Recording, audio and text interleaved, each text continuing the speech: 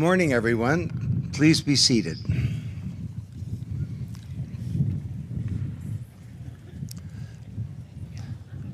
I'm Don Tapscott, and I'm the Chancellor of Trent University and a proud graduate of this great institution. And TGIF. Now, by that, I'm not referring to the fact that this is the final convocation of a magnificent week at this magnificent university. It's sort of like, thank God I'm finally graduating. The first thing I'd like to say is that I've seen lots of convocations around the world, and I think I can tell you with some confidence that there's no more gorgeous place on planet Earth to convocate than this beautiful podium developed by Ron Tom over 50 years ago.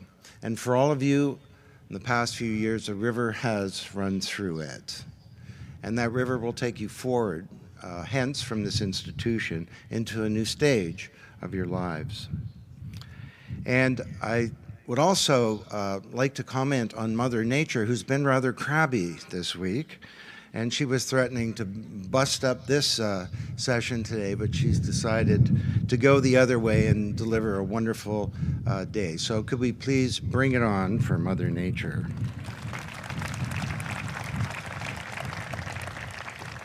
We're also doubly blessed today because we have the founding president of Trent University, Tom Simons, here on the stage. He's mercifully back in the shade.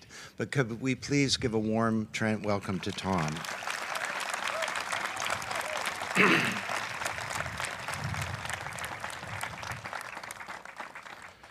The Trent motto is Nunc cognosco ex parte, which means, now I know everything. Hold it, just a second. Oh, no, I'm told that's wrong. It means, now I know in part, excuse me. And you do know in part. And it's not just what you know, it's the capabilities that you've developed here to think critically, to put things in context, to collaborate, to understand the big picture, and to have a passion for lifelong learning, as you all will surely reinvent your knowledge base multiple times as you go through life. And I know firsthand that Trent students are uniquely equipped and prepared for the exciting and challenging future that lies ahead. And in fact, you will not just participate in it, you will shape it. And with your Trent experience, you do have the tools to take full advantage of the opportunities around you and to change the world around you. So this is your moment.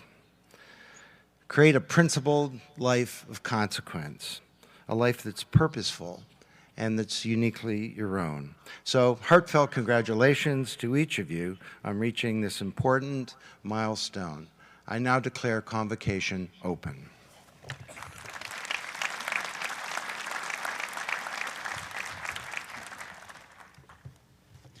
Good morning. My name is Leo Groark. I consider myself fortunate to be the 8th President and Vice Chancellor of Trent University. It's my honor and pleasure to welcome you to the convocation ceremony today.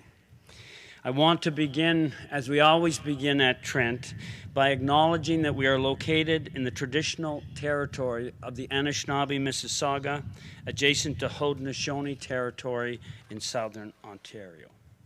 Thank you for joining us today, and welcome to our graduates, parents, families, spouses, partners, and friends. I know some of you have come from close by, and some of you have come from around the world. I did want to note some special guests who are here. Let me go back to Tom Simons. I would just note that not only is he the founding president of Trent, but he taught our honorary degree winner today, the Honorable Paul Martin. I haven't asked him yet, but I'm going to ask him how Paul did as a student, and I might be able to tell you by the end. Other notables, and of course there are many other notables here, I did want to recognize the Honorable Jeff Leal, a Trent graduate who's now the Minister of Agriculture, Food and Rural Affairs and Small Business in Ontario.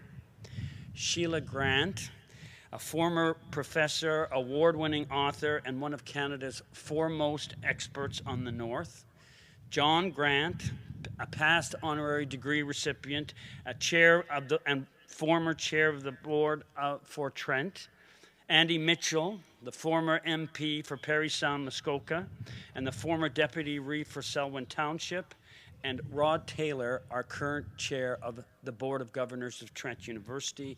Could I have a round of applause for our special guests?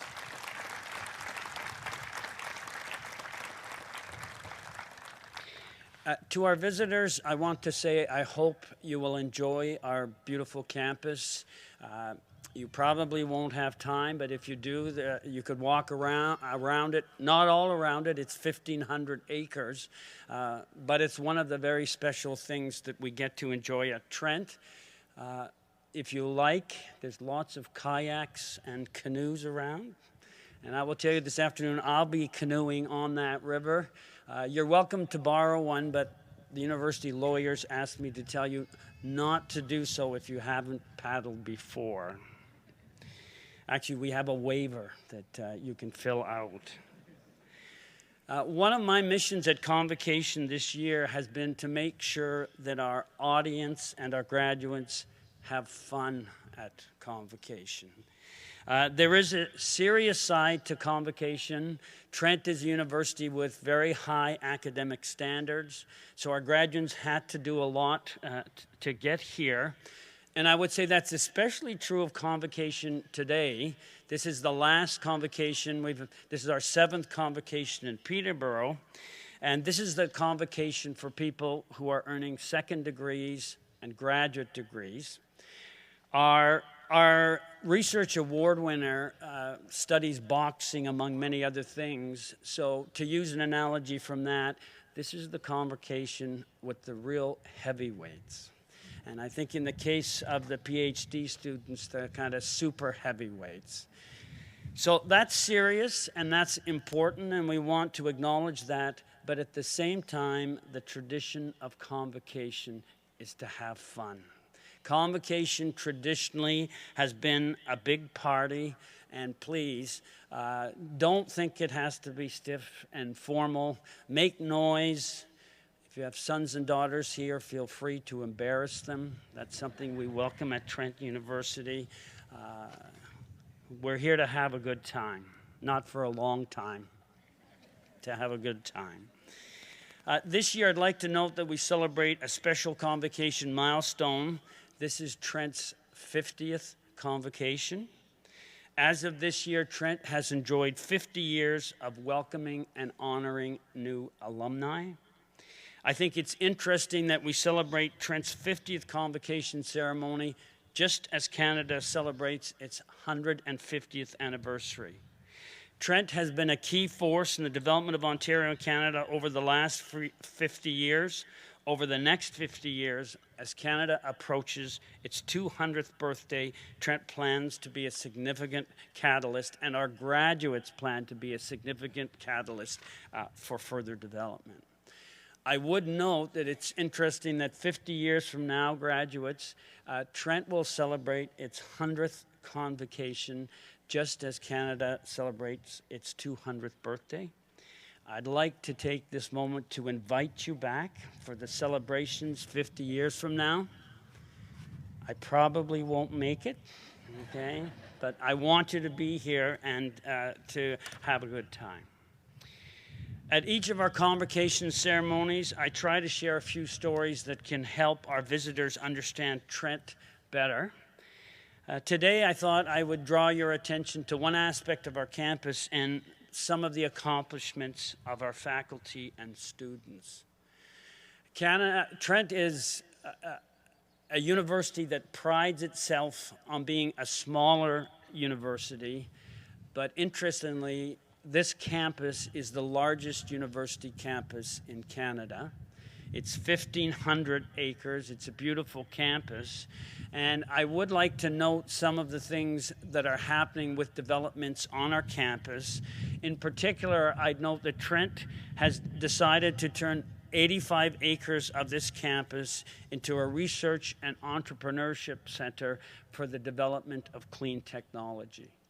Our vision is to become Canada's premier clean technology research and innovation site. We plan to host a cluster of companies and startup enterprises in environmentally focused fields, including clean technology, environmental services, advanced material sciences, biotechnology, agri-food, and agribusiness, to name a few. We hope and we plan that this development will not just transform Trent and not just provide opportunities for our students, but transform the economy of Peterborough. I would also like to note that Andressa Lacerda, who's here as the honorary alum that's going to introduce our graduates to alumni, is one of the principals of the company NobleGen, which is really founded on research that took place at Trent University and will become the anchor tenant at the park. Let me go from that to some quick congratulations to some people on their accomplishments. First, I wanted to congratulate the first full graduating class of the two-year Bachelor of Education program. You're pioneers finishing a new program.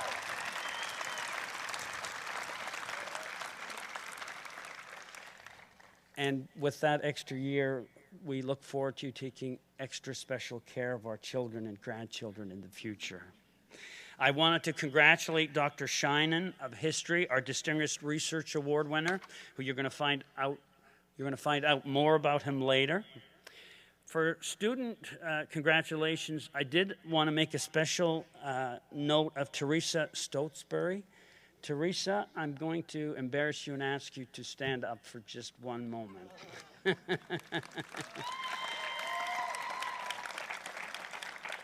Teresa is the winner of the President's Medal. She has graduating in forensic sciences with a goal to protect investigators, students, and researchers while they are reconstructing crime scenes or conducting DNA or blood pattern analysis. She has created synthetic blood that mimics the real thing. A kind of real CSI story here, and you think of her particularly around Halloween, what you could do with all of that. Lastly, but not finally, I wanted to congratulate everyone who's played a role in establishing Trent's groundbreaking program in Indigenous education. The new concurrent Indigenous Bachelor of Education welcomed its first cohort of students this past year, and I'd like to especially note the work that Jackie Muldoon, Kathy Bruce, David Newhouse, and Nicole Bell have done in developing this great new program.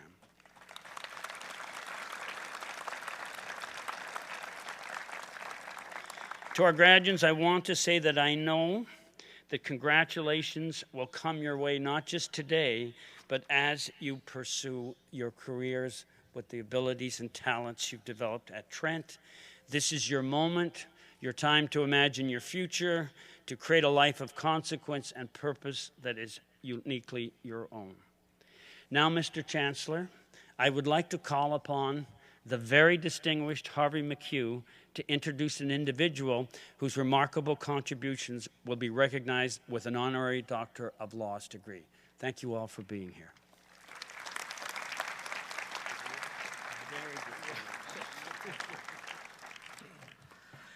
Good morning.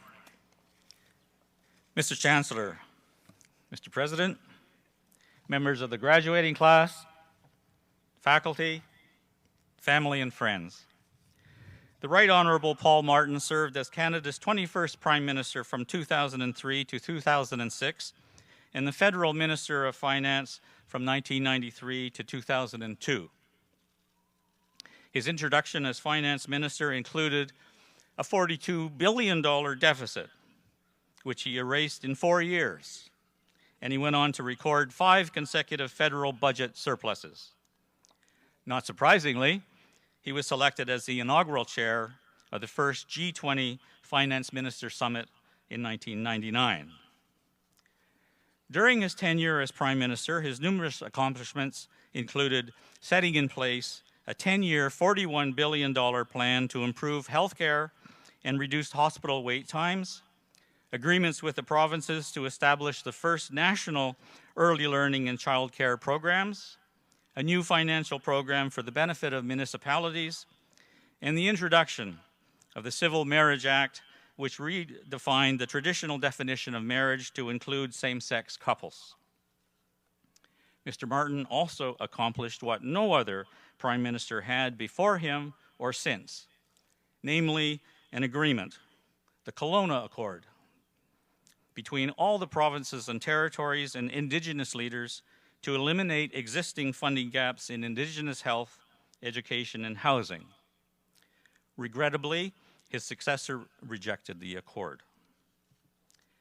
After leaving federal politics, Mr. Martin created the Martin Aboriginal Education Initiative, now the Martin Family Foundation, and the Capital for Aboriginal Prosperity and Entrepreneurship, or CAPE, an investment fund investing in Aboriginal businesses. Internationally, he is the chair of the Congo Basin Forest Fund, a $200 million British, Norwegian, Canadian Poverty Alleviation and Sustainable Development Fund for the 10-nation Congo Basin Rainforest. As well, he sits on the African Union-sponsored Advisory Council of the Coalition for Dialogue on Africa, the United Nations Economic Commission for Africa, and the African Development Bank. And he serves as the Commissioner for the Global Ocean Commission, whose mandate is to formulate politically and technically feasible short and medium and long-term recommendations to address 4 key issues facing the high seas: overfishing, large-scale loss of habitat and diversity, the lack of effective management and enforcement, and deficiencies in high seas governments. Today, we honor and celebrate his public service, not just to Canada, but to Africa and beyond. Mr. Martin remains vigorously committed to Indigenous issues, as reflected in the work of the Martin Family Foundation and CAPE, that includes the Aboriginal Youth Entrepreneurship Program, the First Nations School Principals course, the mentorship programs, and the Model School literacy projects. He speaks widely and writes on a variety of Indigenous topics related to education and economics. He is a welcome guest in Indigenous communities across Canada.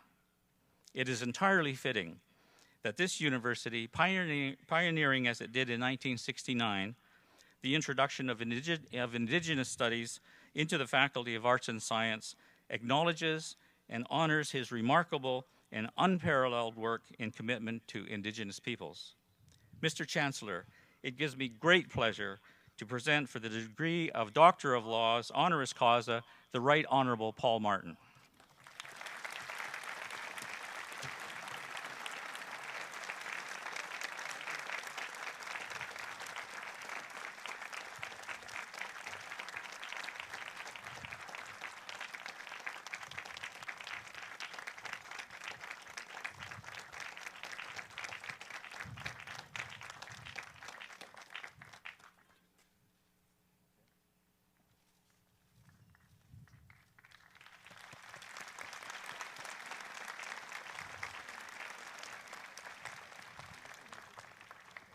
Congratulations, Dr. Martin. It's now my pleasure to invite you to address Convocation.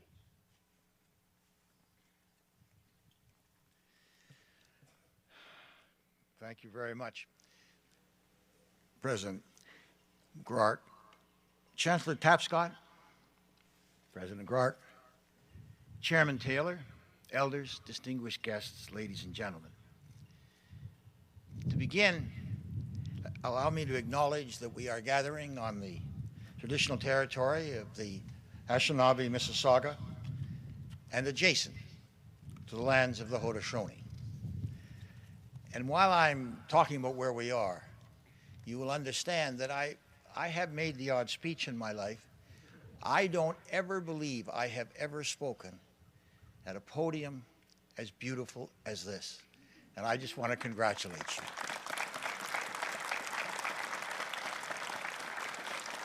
And allow me as well, before going any further, to congratulate you, the class of 2017. This is your day. It is your day and all of those who are out here to support you. And I am very grateful that you are allowing me to share it with you. I can't tell you how honored I am to receive this degree from Trent. It's a university whose record on Indigenous issues and many others has been nothing short of remarkable. And this is exemplified by my friend Harvey McHugh, whose leadership on Indigenous education began at Trent and then grew right across the country, where he has influenced policy from province to province and from territory to territory. He and I are also good friends. We play golf together. I win every time. And we rarely would ever say anything nice, and you can't understand, you can't believe how wonderful this is. Harvey has had to come up here and for 5 minutes say wonderful things about me. If you don't think I'm not going to quote that speech. So what can I say when I hear Harvey? What can I say when I look behind me and I see Tom Simons, who made all of this happen as president of Trent when he undertook what at the time was a revolution in university native studies. I know what he went through. That was 50 years ago. Public opinion was not what it is today. It's not very good today, but it sure wasn't then. And Tom Simons and Harvey took this on. And Trent, and its great interest today is the result. You asked I think it was you, Chancellor, that asked the question, or you or Leo asked the question, what kind of a mark did he give me? He gave me a lousy mark, and I am going to appeal. What can I say?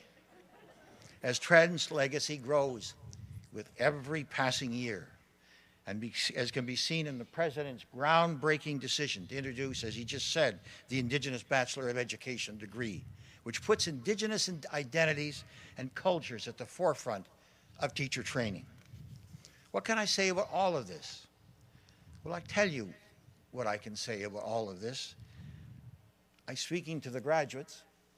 I can say that as students at Trent, you have lived an experience here that I will hope that you will share across the country. Because I believe that the experience that you have gathered here at Trent provides the insight for the new partnership that I believe is so needed between Indigenous and non-Indigenous Canada. It's a partnership that I would call for that should be built in fairness and a strong economy on the one hand, and a partnership based on our distinctive worldviews on the other. And I say fairness in this because ours is the privilege as Canadians of living in a country that is fair and decent to its core. As a society, we have labored for justice, and in large measure, we have succeeded. But when we look at Indigenous Canada, we are blighted by our blind spots. And as long as those remain, our work will be unfinished, our potential unfulfilled, and the promise of Canada unkept. If I have but one message today, it is that clearly the time has come to work together, to forge a real partnership between Indigenous and non-Indigenous Canadians, a partnership based on the same values of truth, respect, and understanding that you, the graduates, have learned here at Trent. Now, you know, there are some who in this country will argue that we can't afford this, that we can't afford to provide the First Peoples with the education, the health care, and the child welfare that the rest of us have. That is morally repugnant goes without saying. But it is also economic nonsense. The numbers are clear. The cost of teaching Indigenous students to grow up confident in their own ability to take on the world is nothing compared to the cost of illiteracy, suicide, and incarceration. Now, I realize that that comment is something that you have all heard before. The problem is that this is but the tip of the Canadian economic iceberg. We're a population of some 36 million people. And for the first time in our history, there are more of us over the age of 65 than there are under the age of 15. Take a look at it. You think that the graduates are the future of this country. I hate to say it, but it's me and some of the old guys on this podium who are the future of this country. And we're not going to be building any more refrigerators, and we're not going to be buying them. And so what this really means is that in the years to come, as these graduates enter some the business world or whatever world it is that they go into, there will be fewer of their generation as a percentage of our population than has ever before occurred in the history of this country. And yet they will be facing a global competition, the likes of which we have never seen from countries whose populations are growing apace. And what this means is that we can no longer simply rely on our storehouse of natural resources to lie beneath the ground. What we have to do is to foster, and that's what Trent is doing, what we have to do is to foster the talents of every person who walks upon the ground, indigenous and non-indigenous. And we have to do it in ways that we only begin to understand. Due to the advances, and forgive me for lecturing a bit, but you're used to it, due to advances in terms of data analysis and technology, jobs are changing as we speak. In order to keep up with the constant flood of technological advance, generation after generation of Canadians are going to require new sets of skills invented for worlds that none of us can imagine. What's required, fundamentally, is to make young people developers of technology rather than simply consumers. This was going to be true across the board in manufacturing, farming, and fishing, and law, finance, transportation, and teaching. The fact is, it will be true in every field of human endeavor, even in government. And in each case, it will require an encyclopedic set of skills: early childhood development and primary and secondary school, as so many of those who are going to be teachers understand. All of this schooling of the highest order before one even gets to university or college is going to be necessary. And what we have to do is to make sure that every student in Canada that wants those skills gets them. But let me say, and it isn't being said enough across this country, that includes every single Indigenous student in the land who wants to get those skills.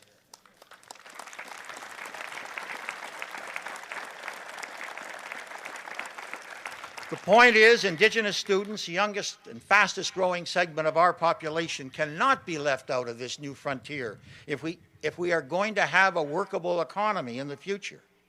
And so, in short, as a country, we must do everything we possibly can to work together, to build the kind of economy that we need. But we will not do that if we are divided. We're certainly not going to do it if we basically say to the youngest and the fastest growing segment of our population that you're not going to get the same kind of primary and secondary school as other kids.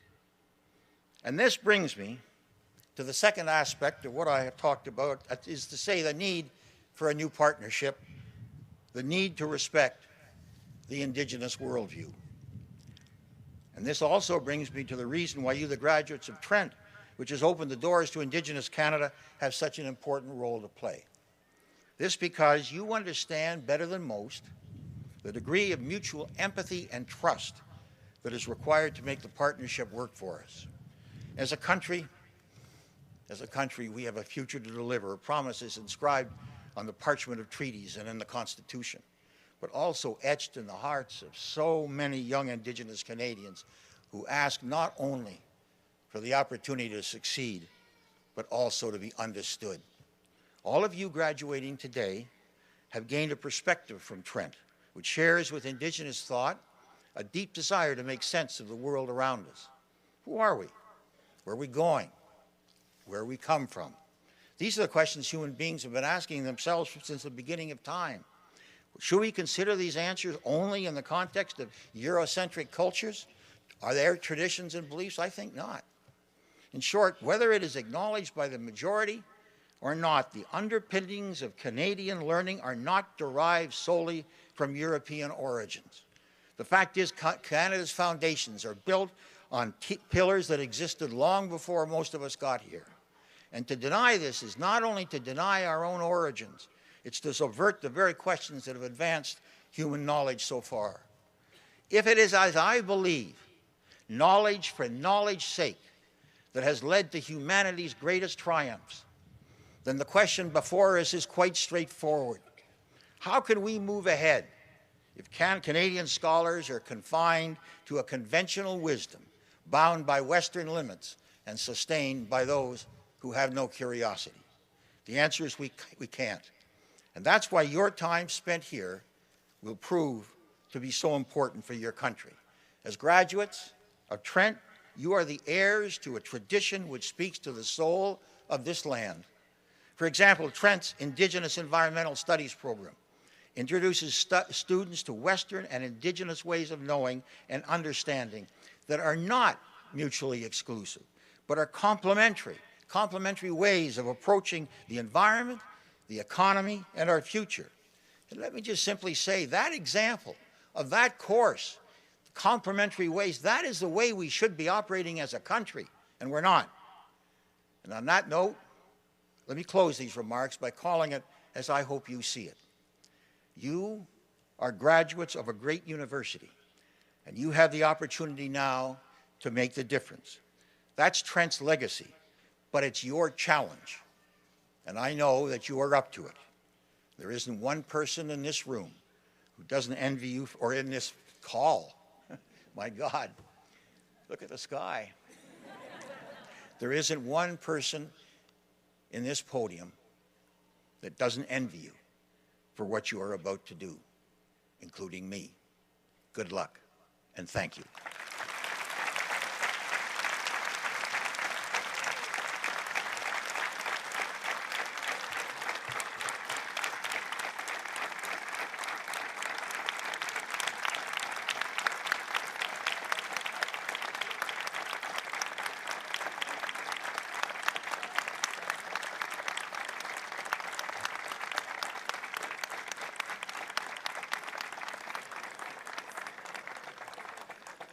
Thank you for those inspiring remarks, Dr. Martin.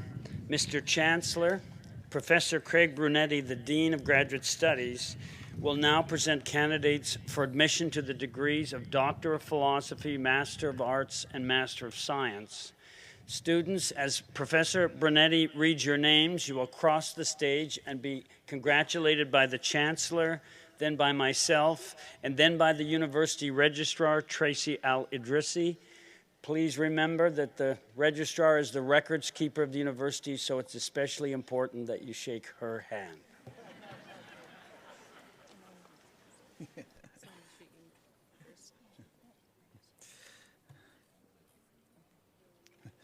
Mr. Chancellor, I'm pleased to present for the degree of Doctor of Philosophy candidates whose names will be read, whom the Senate has duly declared worthy of the honor, that they may receive the degree at your hands. Caitlin Breton Honeyman.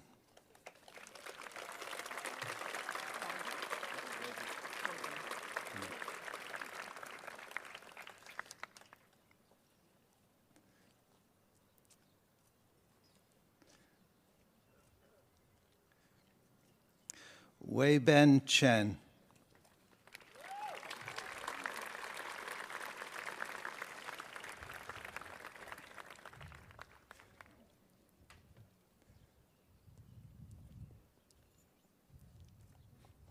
Gilliam Dayer.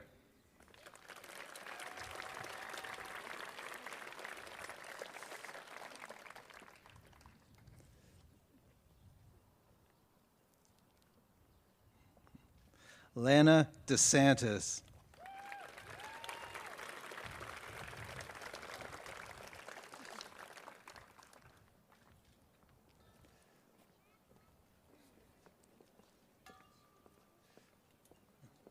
Colleen Doyle.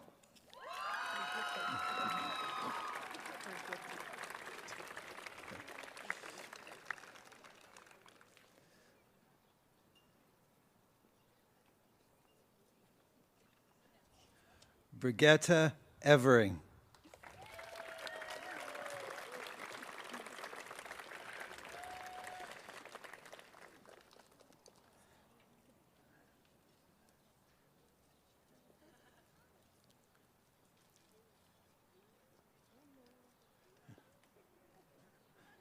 Mara Hibber.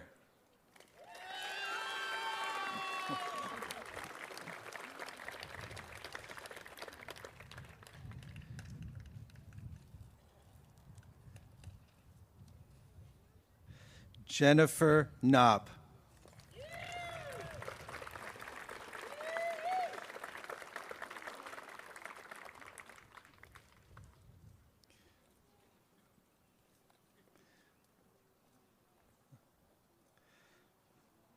Kelly LeBlanc.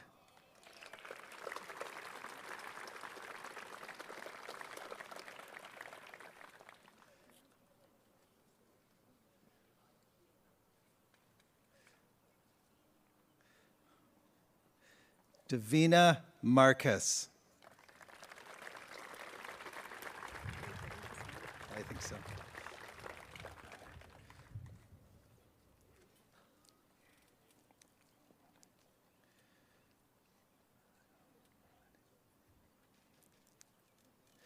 Damilaire Ogunbamide.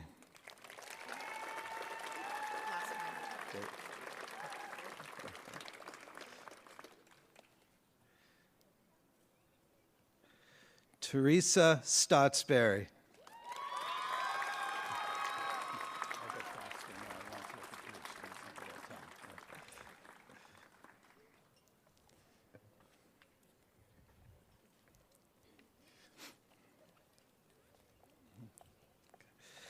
Please join me in congratulating the graduates who have received the Doctor of Philosophy degree.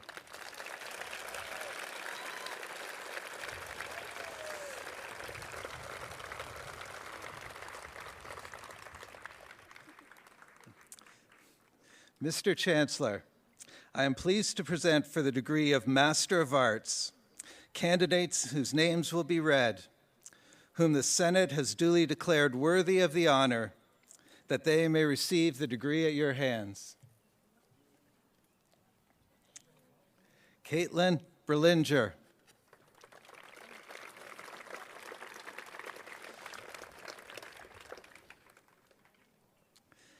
Evan Brockest.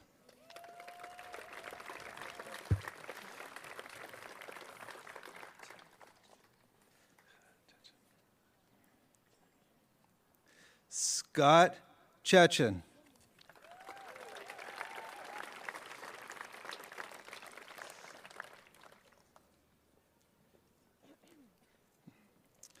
Laura Fife.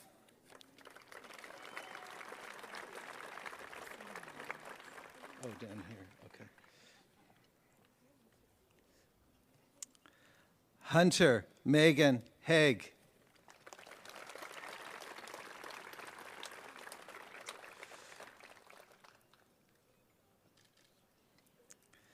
Kelly Dorothea Hines.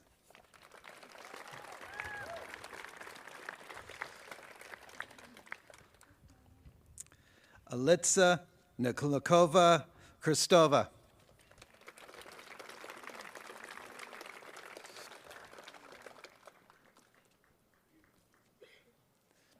Sarah Jane Jessup.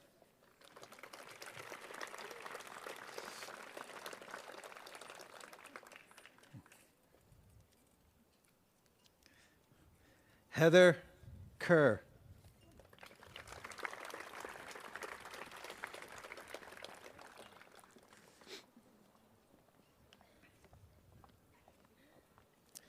Joshua James Lockett Harris.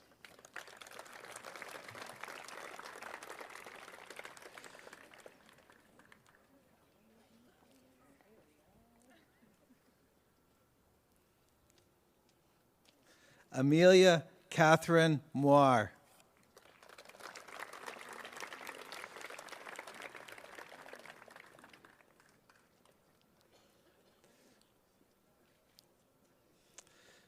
Brendan James Wayne Rowe.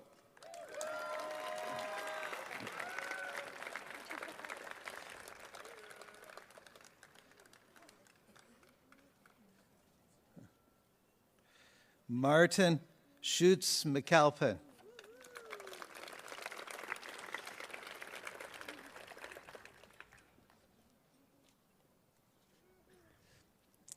Elizabeth Lorraine Telecki.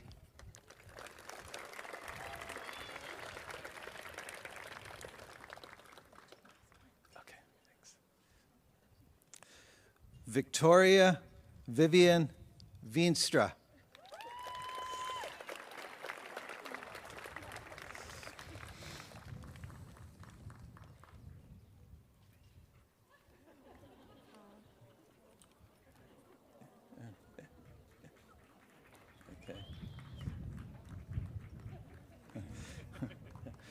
Please join me in congratulating the recipients of Master of Arts degree.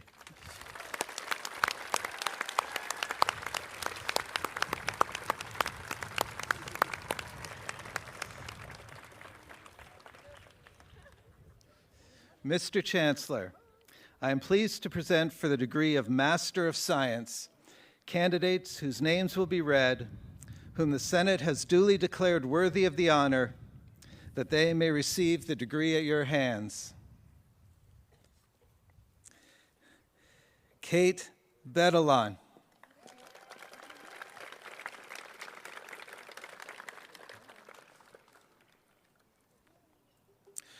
Richard Arthur Conan Branch.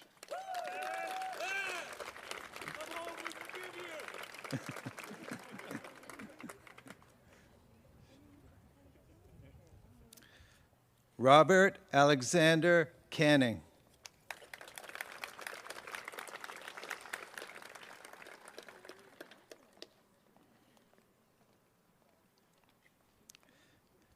Shauna Corcoran.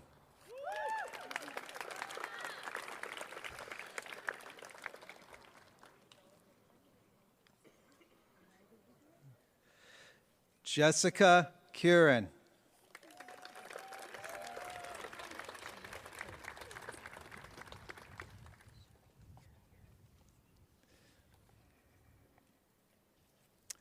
Charisse Courier.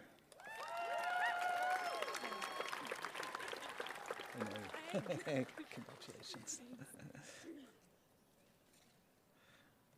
Morgan Rennick.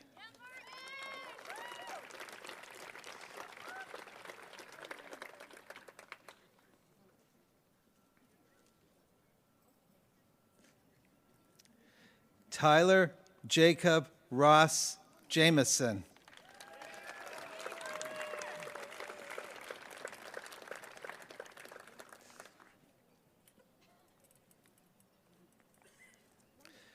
Michael Patrick Jorgensen.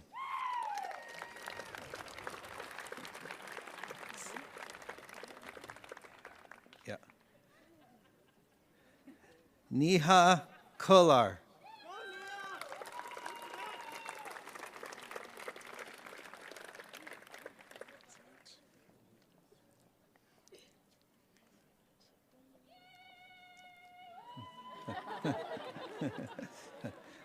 Brian Lukasiewicz.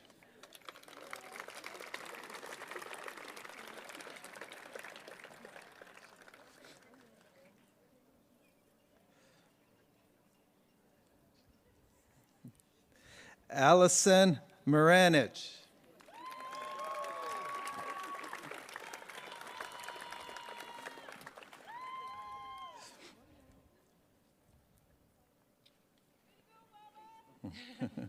Kayla Marsh.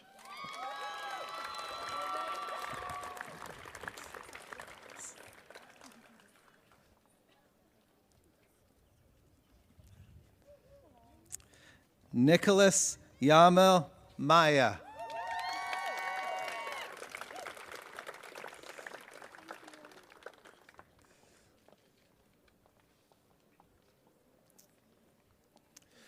Victoria McFarland.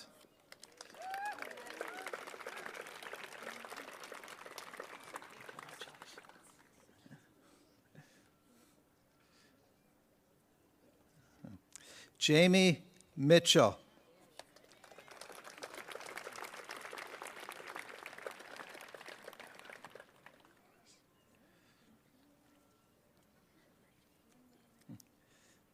Kimberly Yana Morris.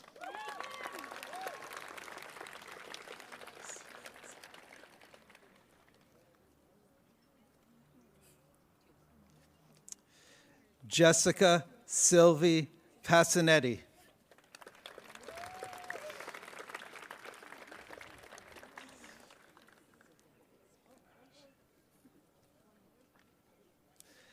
Avinash Antonio Persad.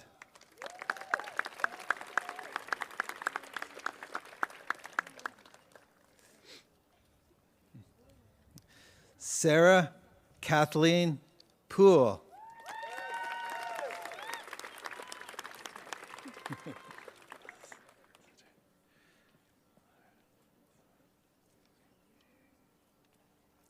Laura Elizabeth Suter.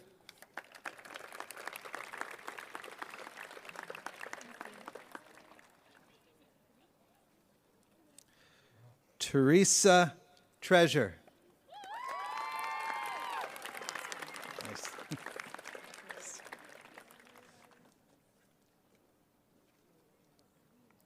Kristen Margaret Watt.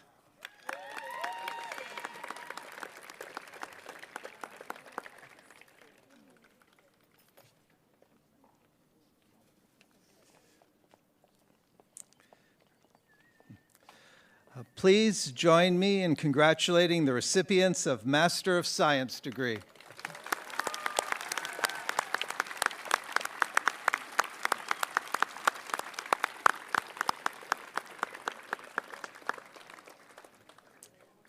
Mr. Chancellor, Professor Kathy Bruce, Dean of the School of Education, will now present candidates for degree Bachelor of Education.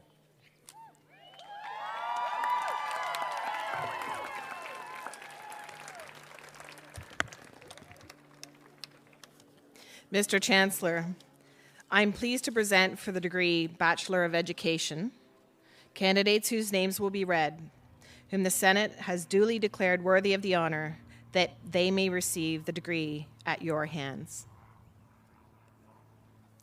Tanisha Malisha Anderson.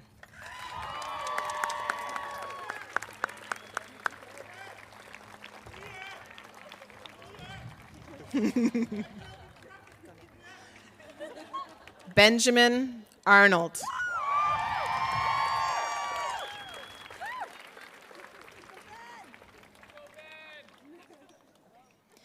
Bianca Paulino.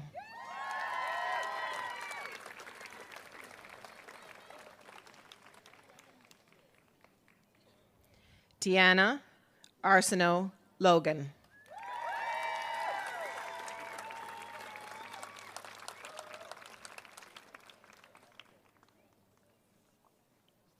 Nicole Angela Barbita.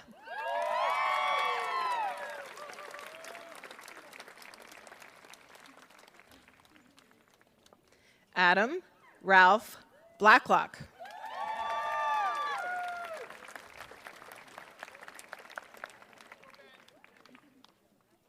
Vanessa Brown.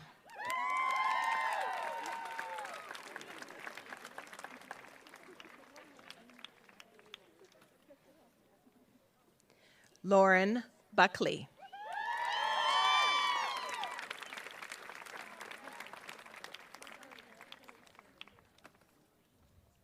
Elizabeth Ann Butterfield.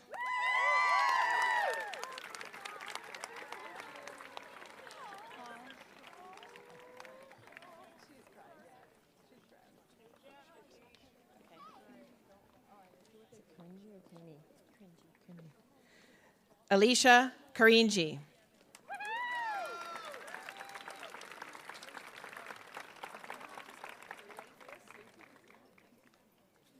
Haley Carpenter.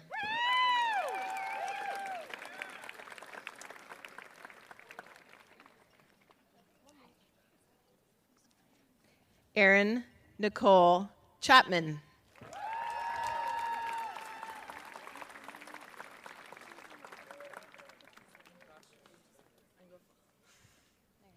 Emma Jane Chittick.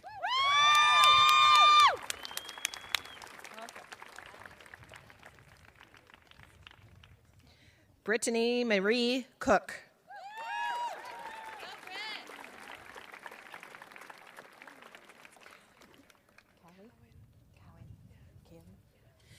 Kaylee Cowan.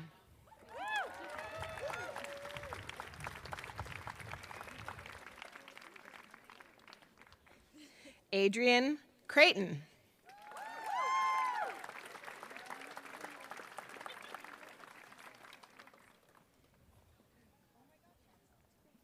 Kendall Days.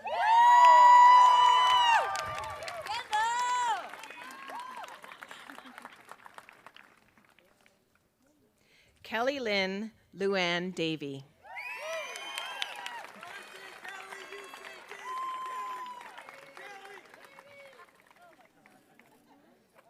Skylar Dimbrassam.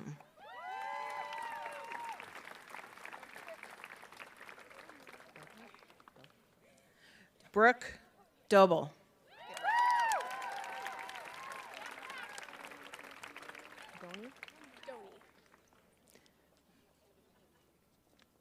Sarah Lynn Doney.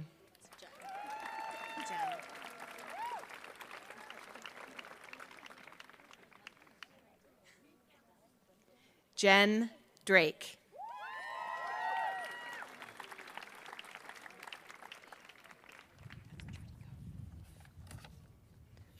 Alexia Estracio.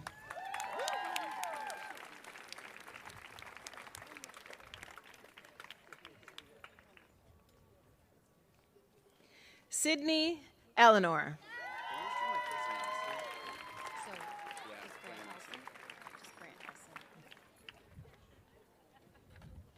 Grant Elson.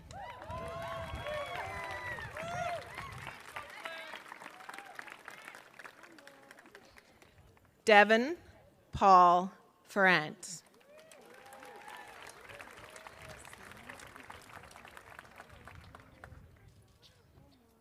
Melanie Ellen Josefa Feliciano.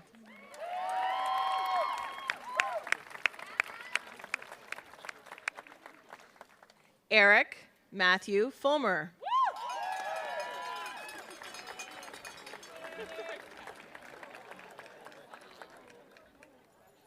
Michelle Gabor.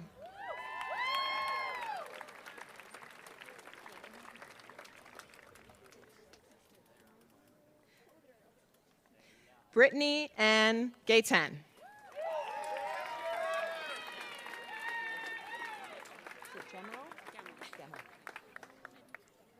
Larissa Margaret Gemmel.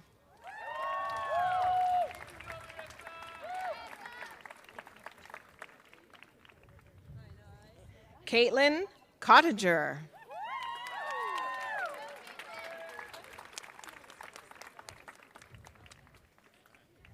Amanda Noelle Gourlay.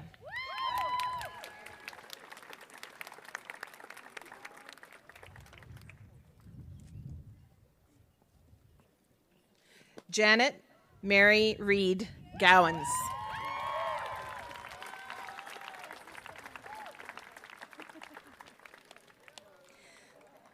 Philip Michael Wheaton Guglielmi.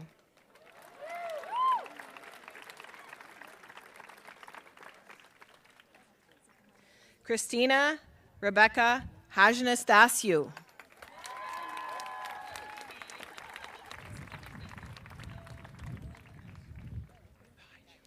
Megan Hagedorn.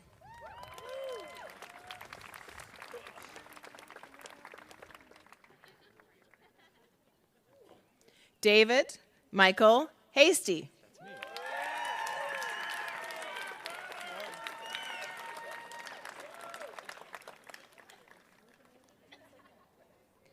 Karen Nicole Hallorishan.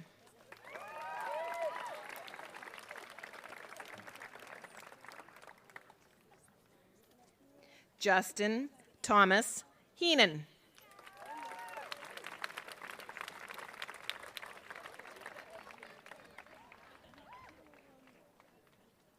Lindsay Hogg.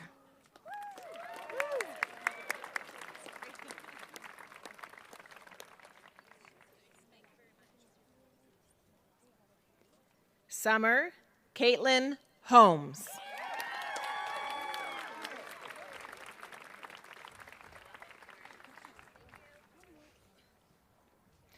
Mitchell Hugonen.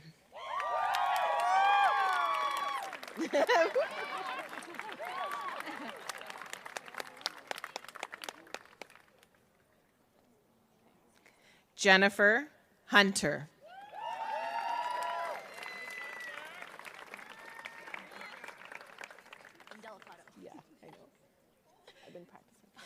Simone Indelicato.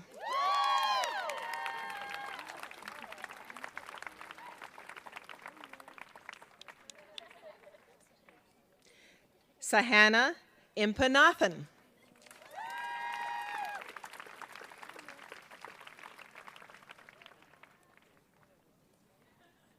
Brianne Jacobs.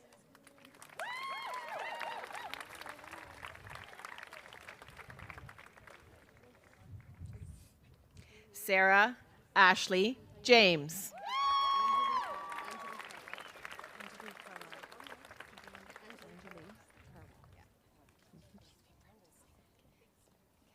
Anjali Carwall.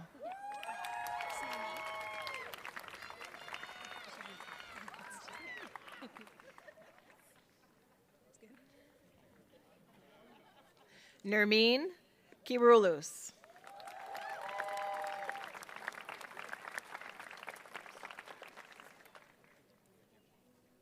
Rebecca Emily Rose Knott.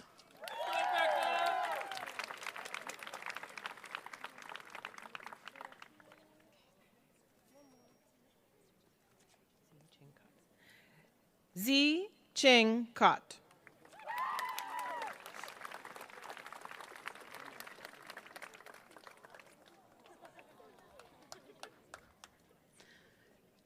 Cody Cronje.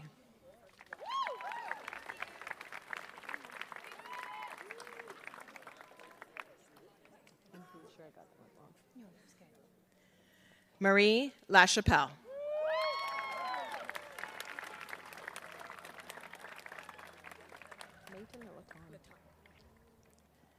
Teresa Laton.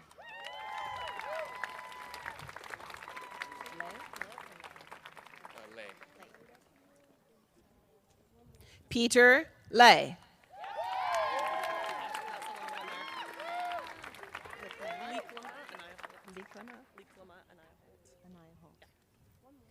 Megan Liklama Anaya Holt.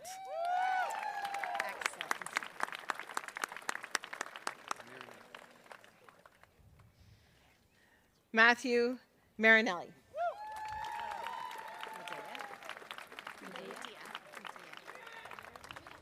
Rita Medea.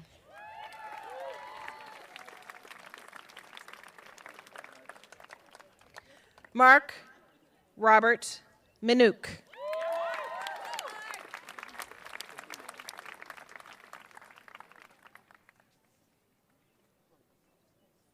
Christine Mongraw.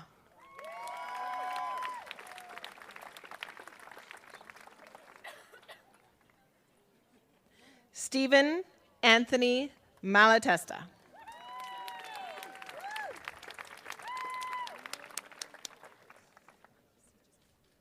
Catherine Erin McCormick.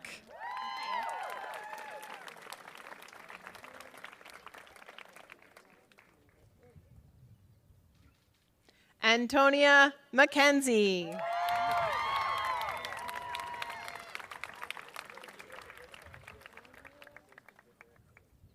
Caitlin McClinton.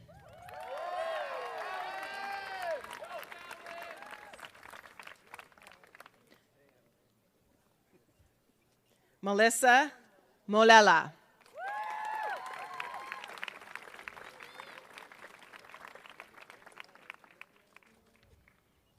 Andrew Mosher.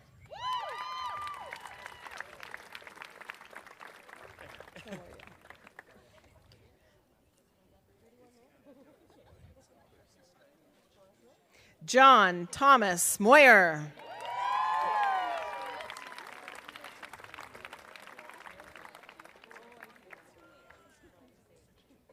Sherry Leanne Mulrain.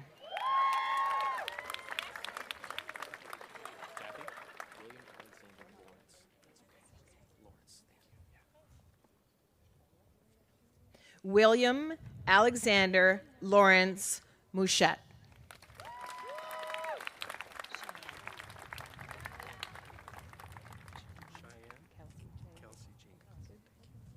Cheyenne Kelsey J. Nicholson.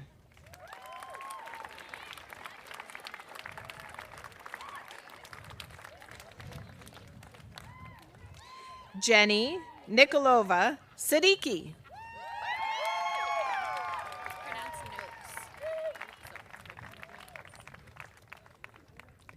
Sarah Noakes.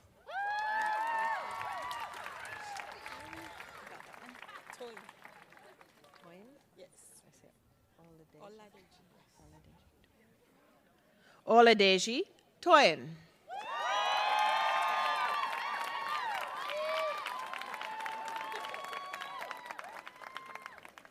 Patricia Lynn Oldman.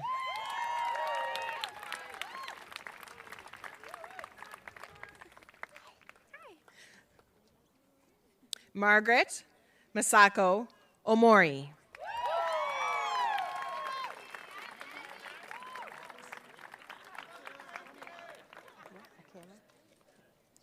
Akela Onabawale.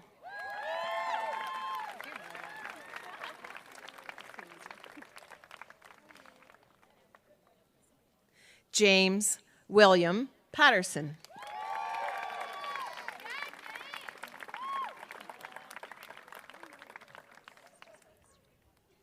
Sarah Peachy.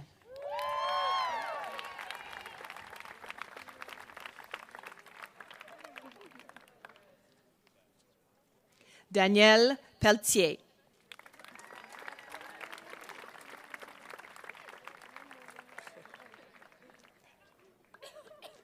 Bradley Pereira.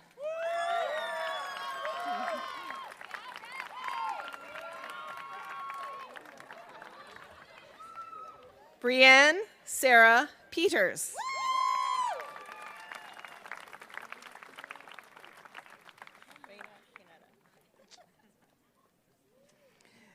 Reina Pinata.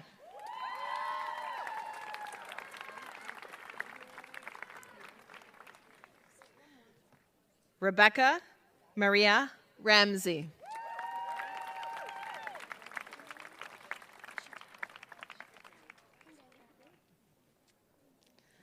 Ishita Ravindran.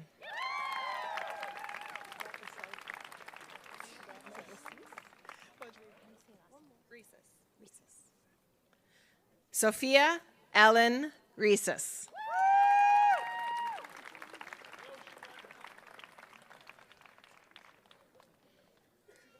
Ashley Nicole Ritchie.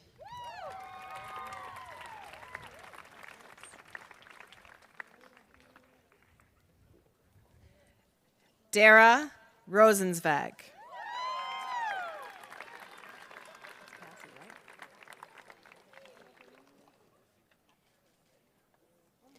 Cassie Samantha Royal.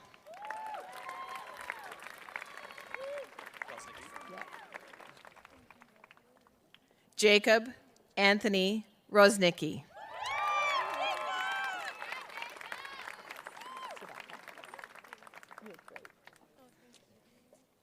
Sarah Sadaka.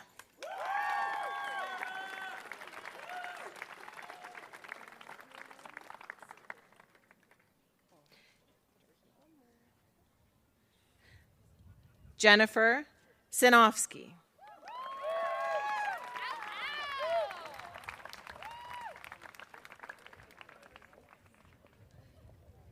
Ricky Leora Salmon.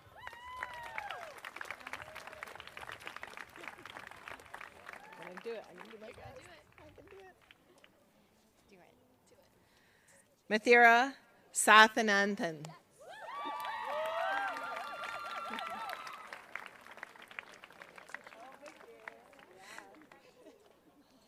Samantha Shell.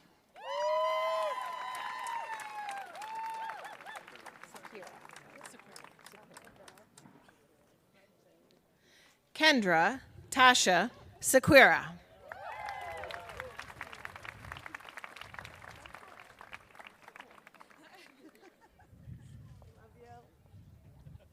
Ian Singleton.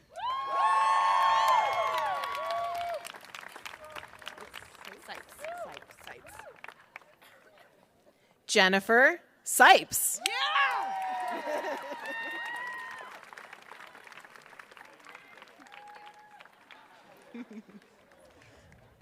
Brittany Nicole Smith.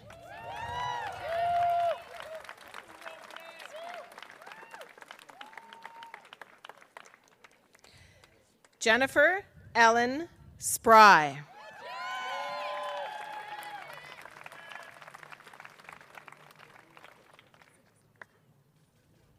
Colin Thomas Stubbs.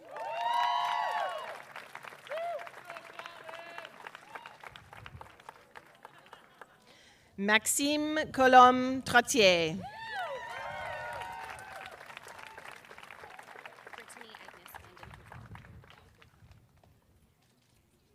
Brittany Agnes Vanden Heuvel.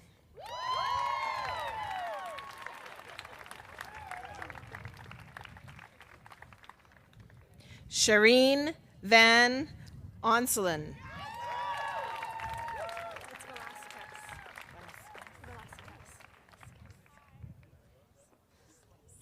Daniela Velasquez.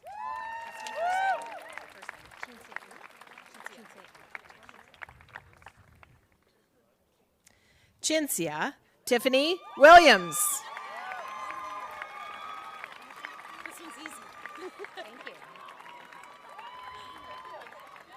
Watch me mess it up. Leanne Elizabeth Woodford. Can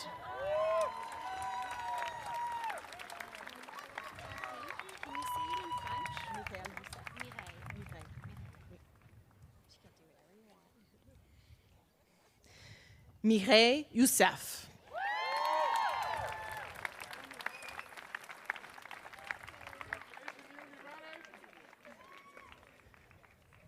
Vivian Young. It's the first last switch.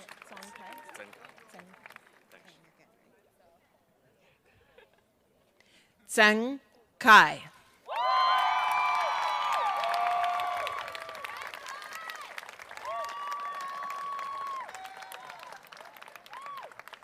Please join me in congratulating the recipients of Bachelor of Education degrees.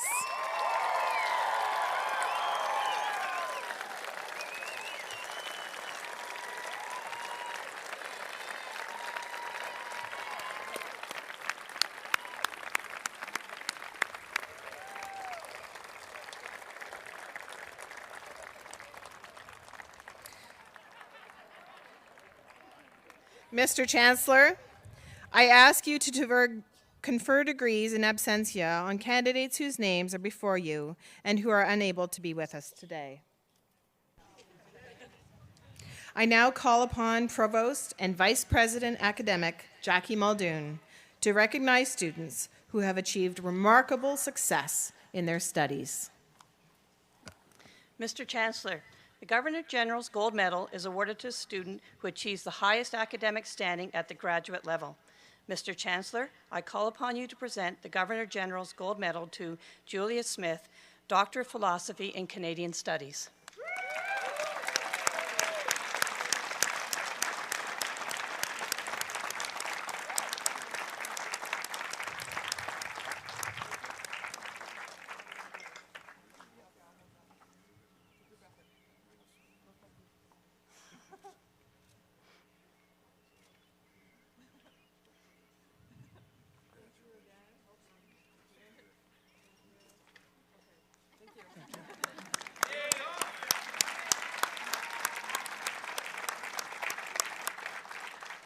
The President's Medal recognizes and rewards academic excellence and achievement of students at the graduate level. Mr. Chancellor, I call upon you to present the President's Medal to Teresa Stotesbury, Doctor of Philosophy in Materials Science.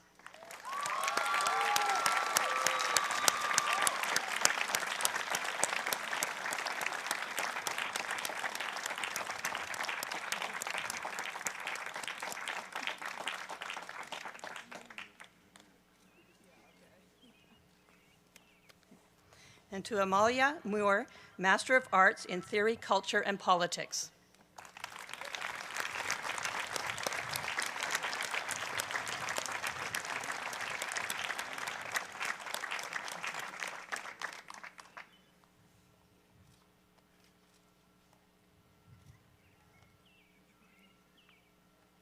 To Tyler Jameson, Master of Science in Environmental and Life Sciences.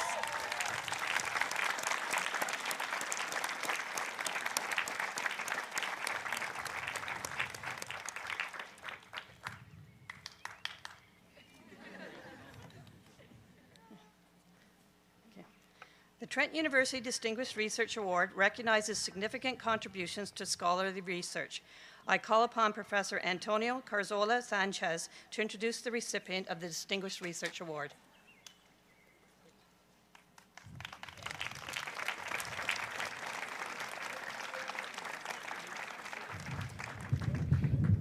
Mr. Chancellor, Mr. President, members of the graduating class, faculty, family, and friends. The Trent Distinguished Research Award was established in 1986 and is presented annually to a member of the Trent faculty in recognition of outstanding achievements in research and scholarship. Mr. Chancellor, I have the honor and the pleasure of presenting to you the 2016-2017 Distinguished Research Award winner, Dr., my friend, David Shaney, a member of the History Department. David Shaney has written 6 books. He has edited another 6 books. He has written 31 articles. Well, that was like last week, I don't know now. And 20 chapters in books. I repeat, last week. These staggering numbers represent not only plenty of work, but an unparalleled attitude to research. There is no archive in the Americas, particularly in Latin America or in Washington, D.C., that David has not explored. That should be enough to feed any researcher of awarding committee with confidence that all this work merits a prize. But there is something else. The wide-ranging work, field work, that most historians never do, but David has conducted, mostly in the form of interviews in the most unlikely places and with the most unlikely people, such as Argentina indigenous people, in high-security prisons with political criminals from the Argentina dictatorship, with relatives of victims of the dictatorship and of acts of terrorism, with street paper collectors, with former boxers in some of the worst slums and some guerrilla-infested areas of Colombia, etc. David is not ordinary researcher, not even extraordinary. He's just exceptional. A Canadian colleague recently wrote about him. David stands, I quote, among the most accomplished and respected historians of Latin America, not just in Canada, but anywhere. This is why, Mr. Chancellor, it gives me great pleasure to present to you for the Distinguished Research Award, Professor David Shaney.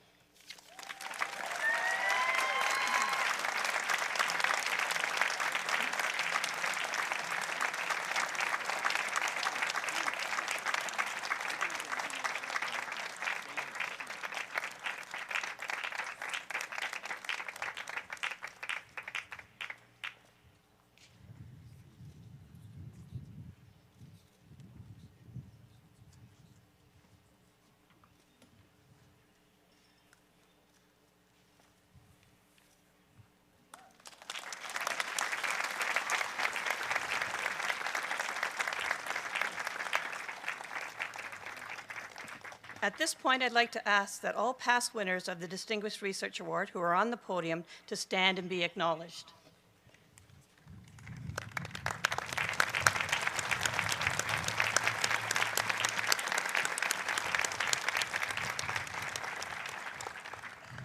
Mr. Chancellor, Professor David Newhouse will now introduce the honor song.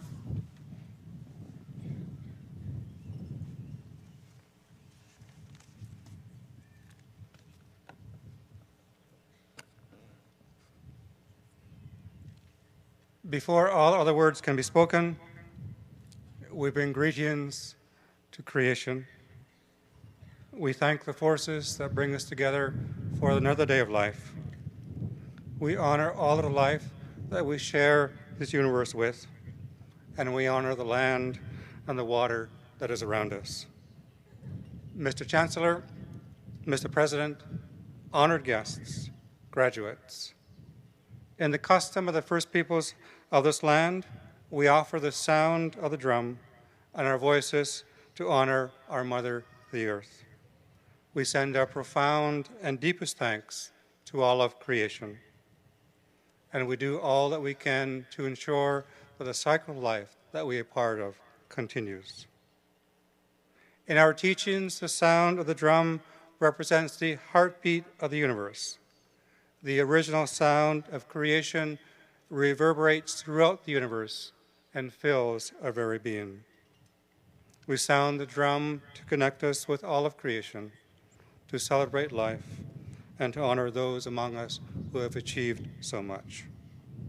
We offer these words of praise to those who are graduating this day. We offer these words of thanksgiving to those who have made these accomplishments possible. We offer these words of respect to those who have come before us and who have brought dignity and meaning and love to our lives. We offer these words to remind us to live with kindness, honesty, sharing, courage, and respect. We offer these words for the remarkable accomplishments of Professor David Sheenan. We offer this song to the Right Honorable Paul Martin. May your voice continue to be strong in a call for a new and just Canada. We offer this song to accompany you on your travels. May you travel well, and may your lives be filled with grace and dignity. Mr. Chancellor, Mr. President, honored guests, graduates, I have the pleasure of presenting Unity and the honor song, and may I ask you to stand for the honor song.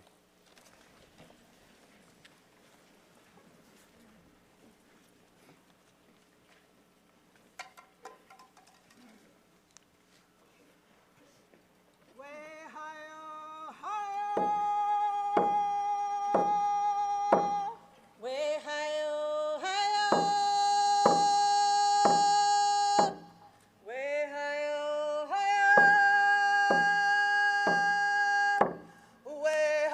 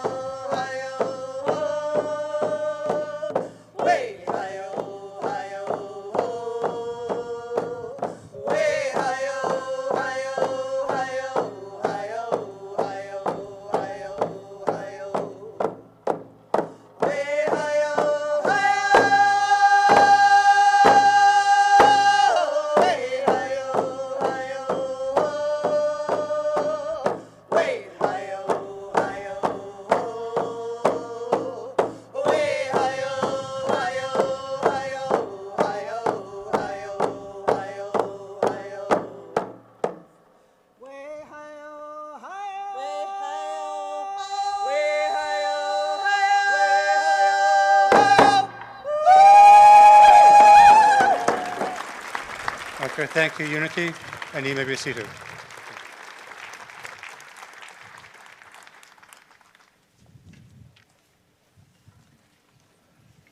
Mr. Chancellor, I would like to invite Dr. Andressa Lacerda of the Trent University Alumni Association to welcome the graduating class.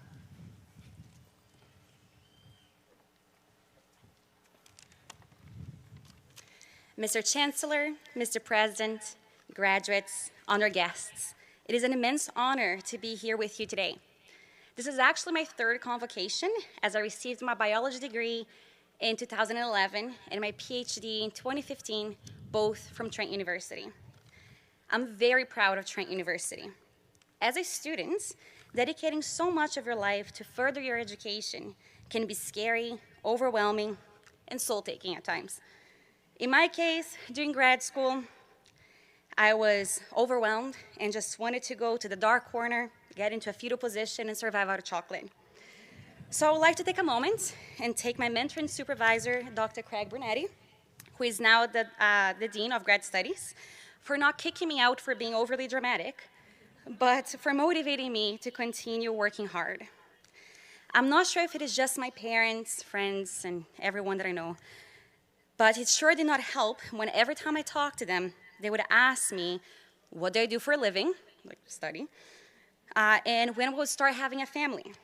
One of the times they asked me that question, my parents, I showed them my thesis. Needless to say, they were not impressed. But as I'm sure a lot of you can relate to, your thesis is like a child that you raise, putting a lot of dedication, financial commitment, many sleepless nights, and putting up with temper tantrums from your peers and sometimes your supervisors, but never Dr. Brunetti, though. He was great. Because of the pressure students, and especially grad students, put on themselves, getting to graduation can be scarier than expected for the fear of the what now. So sometimes we end up wishing that we had someone that has gone through this emotional roller coaster. But if there's one thing that you take away from my speech today, it would be that graduation is not the time to be scared because you're not alone. The Trent Alumni Association is here for you and will continue to be here to support you for the long haul. So please do not forget to take the time to update your information so you can stay tuned on what's going on, and they can remind you that you get to skip the line for the beer garden at homecoming. So totally worth it. For all that Trent University and the Alumni Association has offered me, I'm extremely proud to be a Trent alum. I'm totally that person that within the first 5 minutes of meeting someone, I'll tell them I'm from Brazil, and then I'm a Trent grad. The latter normally done by me screaming, "I bleed green," as you just experienced. So take this time, look back from where you started, and acknowledge how far you have come. Me, even as a stranger to most of you, am extremely proud of how far you came and for the courage that it takes to pursue higher education. This is just the beginning of the amazing path you have ahead of you. And just remember that if you ever feel uncertain or scared, it doesn't matter where you are in the world. You won't have to look far to find a fellow Trent alum to cheer you along, as we are one call or a tweet away. So graduating class of 2017, welcome to the alumni family.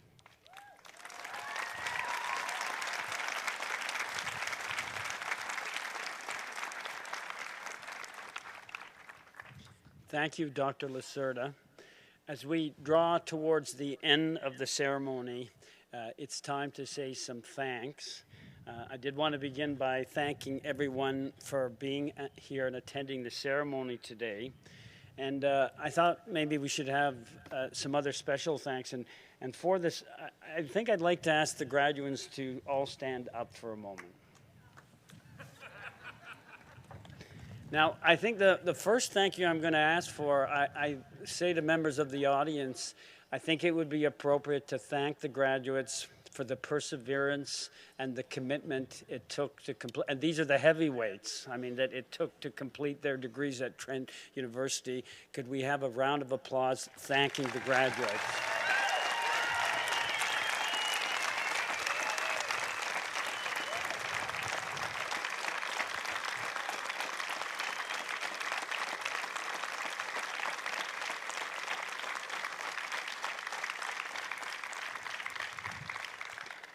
Feel the love. Now, graduates, this has been your support network. Your families, your spouses, your friends, your brothers and sisters. They've been supporting you for a long time. Maybe some of them have been supporting you longer than they had intended to support you in doing what you're doing. I think it would be appropriate for you to show thanks to the audience for the support that they have shown. I think heavyweights can do a louder thank you than that. How about try it again, okay? Loud. This is thanks to those people.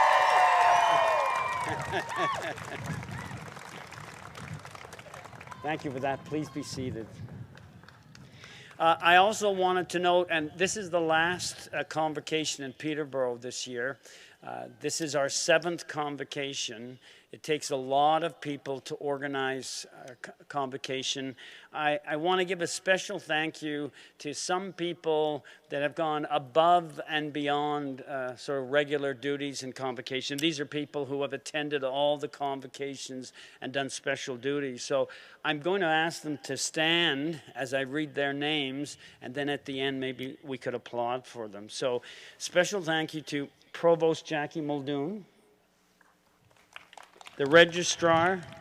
There's lots of names coming, so we'll just go through the names, but stay standing, Jackie. The registrar, Tracy Aladrissi.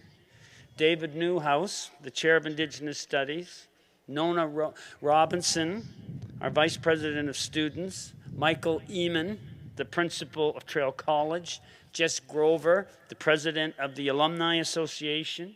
Christine Freeman Roth from Lady Eaton College. Melanie Buddle from Zosky College. Dean Moira Howes. Vice President Julie Davis. Vice President Neil Emery. Dean Kirsten Woodend. Dean Holger Hintelman. The key convocation staff and ambassadors Patricia Smith, Sarah Gallen, Jennifer Moore, Linda Pinto, and the staff of the Registrar's Office.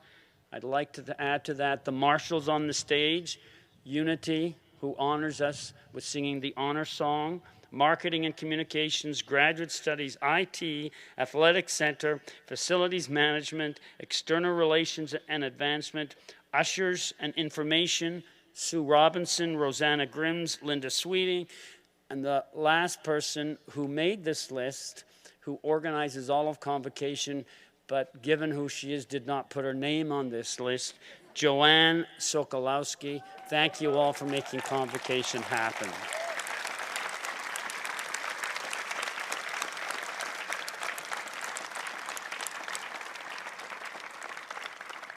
Please join us in the Great Hall for a reception after the Convocation ceremony is over.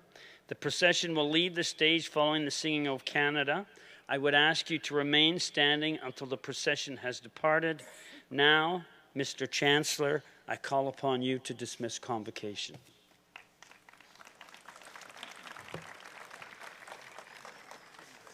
Well, as this ceremony draws to a close, I'd like to thank all of you for being here today at this last convocation on this magnificent campus for 2017.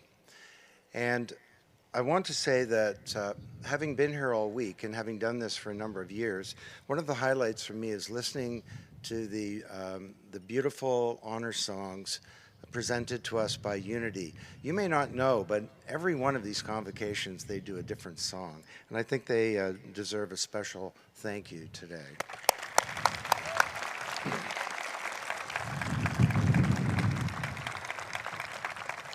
Now, I know I speak, graduates, I speak on behalf of all of your families and friends and all the faculty and staff here today when I say that it has been our great honor to be part of your ceremony today.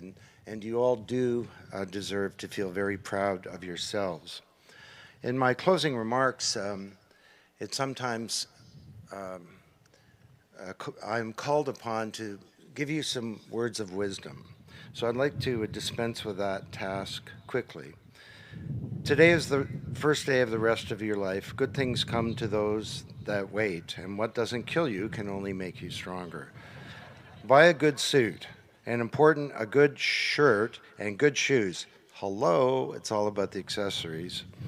Brush your teeth and floss. I can't overemphasize the importance of flossing. And increase the proportion of vegetables in your diet. And write this one down, would you please? Never, never show up at a job interview with your parents. Are there any questions? Seriously, I'm not going to pass along any career advice to you because you're all going to have successful careers. That's what the data shows. And you're all going to have careers that are important. Most of you being teachers, but those of you in biology and forensic science. Note to all of you in the audience who may be considering a life of criminal behavior, a very bad idea. But I would like to speak to you a little more broadly. You will all be prosperous. You'll have great professions. You'll have families, wonderful relationships. Hopefully you'll have a happy life. And I congratulate you and wish you the very best. But unfortunately, we need a little more from you. Let me explain. That you think about the world that you're entering into today. It's full of opportunity.